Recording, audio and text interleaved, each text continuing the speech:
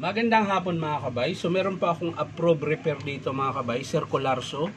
Ang papalitan natin mga kabay, field coil tsaka dalawang brush holder.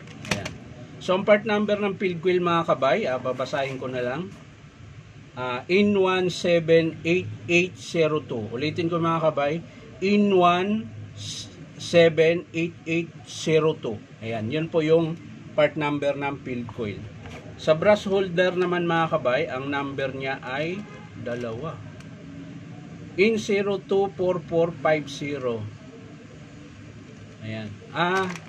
Brass cap yung isa. So yung brush holder niya mga kabay, In024450 tsaka In024448. Kasi isang set po siya mga kabay. Dalawang brush holder tsaka dalawang brass cap. Ayan. So yun yung ikakabit natin dito mga kabay. So tara mga kabay, samahan nyo ako. So yan mga kabay, nabuksan ko na po yung screw. Ayan. So tatanggalin na po natin yung kanyang brush holder tsaka yung kanyang field coil.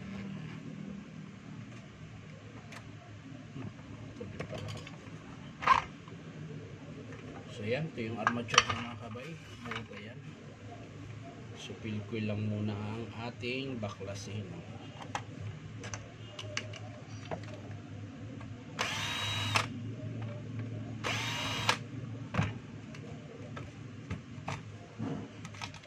So yan mga kabay, ito yung lumang field coil.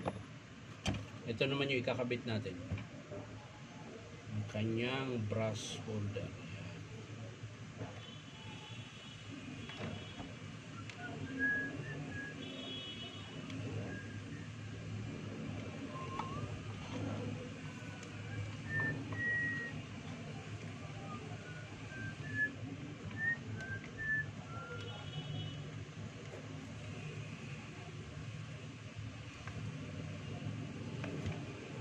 Ayan o, pumasok ka na.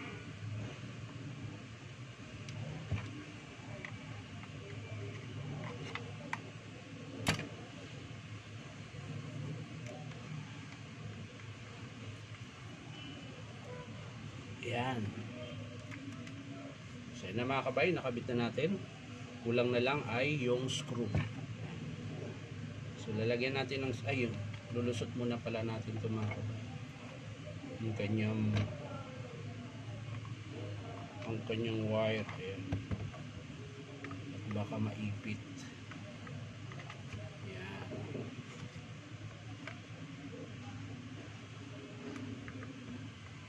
So ganun din sa kabila. Wala yung sa kabila. Saan ka nagsuot, brother? Ayun, buti nila. Hindi pala siya nakaahon mga kabay.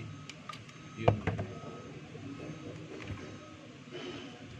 So yan, okay na mga kabay. So pwede na nating i-screw. Balik natin yung kanyang dalawang screw. Ayan.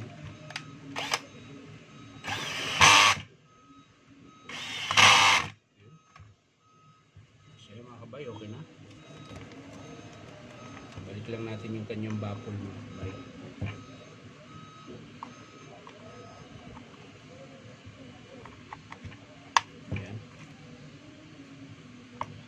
Dito naman tayo sa kanyang brush holder.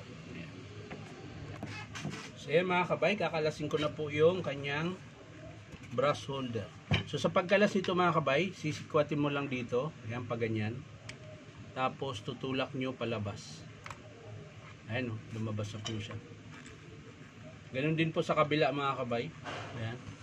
Susungkitin mo lang ng maliit na flat screw. Ayan, tapos tutulak mo siya sa baba.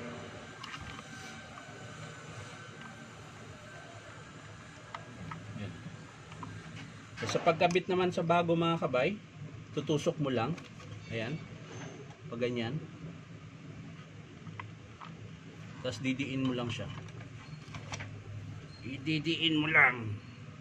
Siyempre, kailangan mong idiin ng malakas para pumasok yung brush holder. So, ganun din po sa kabila mga kabay. Ayan.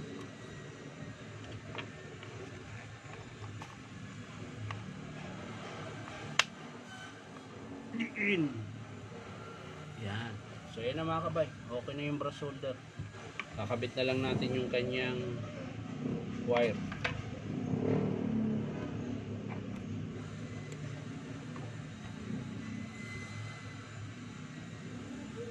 Yan. Gamit lang kayo ng long nose mga kabay para hindi mahirap magsuksok. Yan.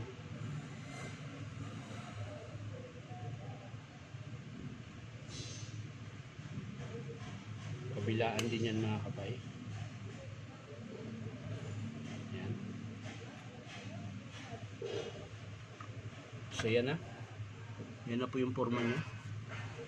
So ang kulang na lang dyan mga kabay ay yung kanyang brass cap tsaka carbon brass. Pero syempre sasalpak muna natin ito sa kanyang armature. So ito yung armature mga kabay.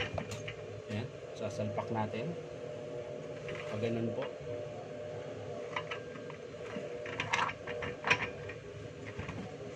Yan. At syempre ilalagay natin yung kanyang screw na tatlo mga kabay. Ito yun.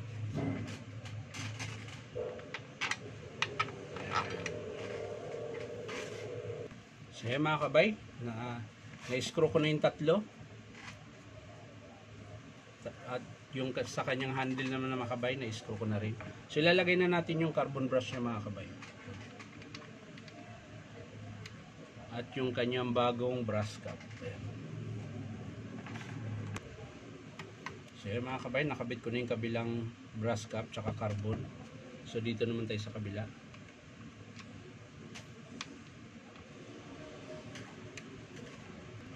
So yan mga kabay, kinabit ko na yung, so ang kulang na lang yan mga kabay, takip. Pero bago yan mga kabay, titesting muna natin. So yan mga kabay, bago natin isara, titesting muna natin.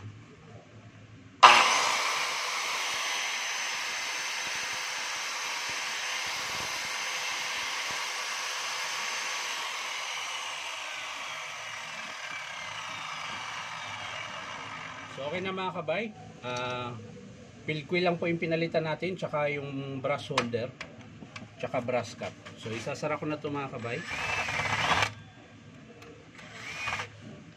Oops, baliktad mga kabay. Baliktad yung pangalan. Ayan.